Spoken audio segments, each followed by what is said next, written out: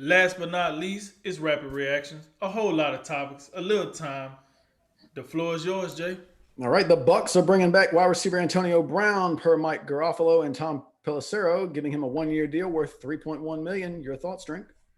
Hey, get everybody. Let's get the band back together and let's try to ride this out again. Listen, I know a lot of people, are not buying Antonio Brown if he changed or not, but I do think this is a good sign that hey, he swallowed his pride because he thought they was gonna bag up the Brinks truck, and he's coming back because he see he got a good thing going on. So he come back, 3.1. You're not breaking the bank for him. So I think for the Bucks, it's a good deal. For Antonio Brown, it's a good deal. So listen, I ain't mad at it.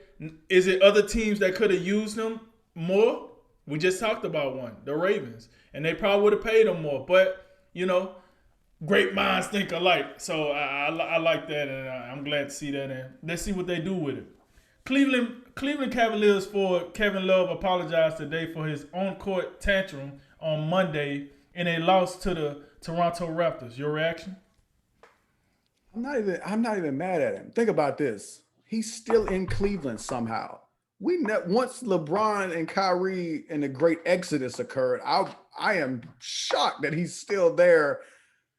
And I ain't even too mad at him that, it's Cleveland. They ain't winning. And they haven't won since LeBron left. And, you know, God knows when they're gonna win again. Floyd Mayweather and Logan Paul have agreed to a fight at Hard Rock Stadium on Sunday, June 6th, announced by both fighters. Is this real, Drink? Listen, man, it is. Unfortunately, it is. And I say unfortunately because I think something like this is beneath Floyd Mayweather. This is, the best boxer ever, the greatest to do it. Whatever, however you want to term it. But he out here fighting YouTube specialists, and now listen, in the realm of financials, this Yeah. is a good fight. This is gonna make some good money for both of these guys. But as far as legacy and just giving people something else to pick at Floyd Mayweather about, come on, Floyd, man. Like we don't mind seeing you come back. We just thought you was gonna come back and actually fight somebody. But I ain't mad at Floyd. It's easy money. Logan Paul, easy money. So hey, do what y'all got to do, man. Go ahead and go make that money, cause I'm gonna watch it.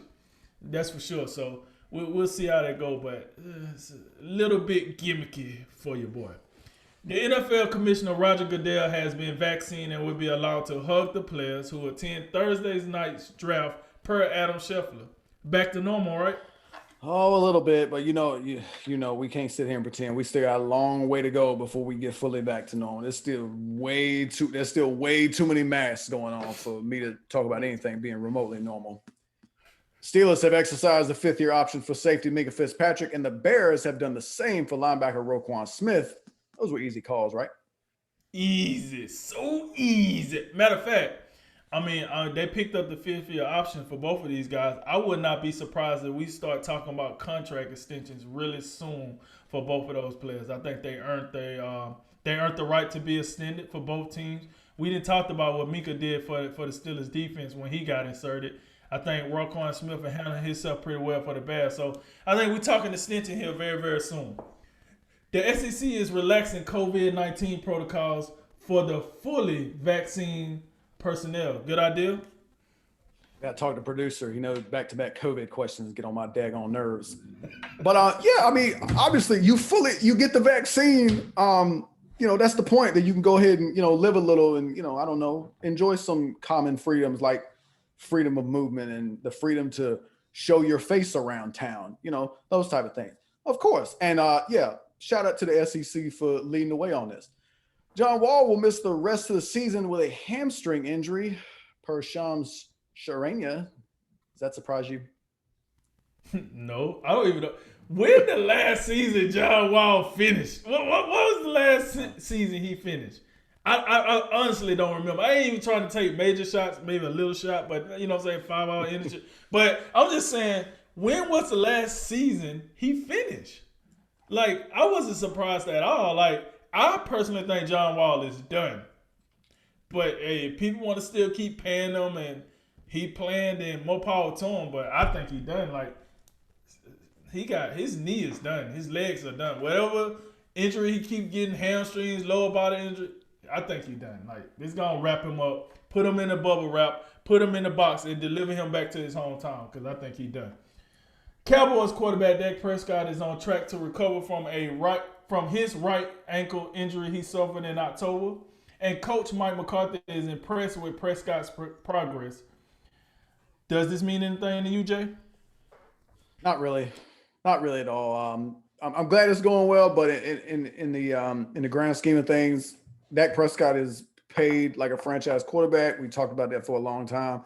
I'm going to be impressed when the Cowboys win something of significance with Dak Prescott leading the way. That's when I'll be impressed.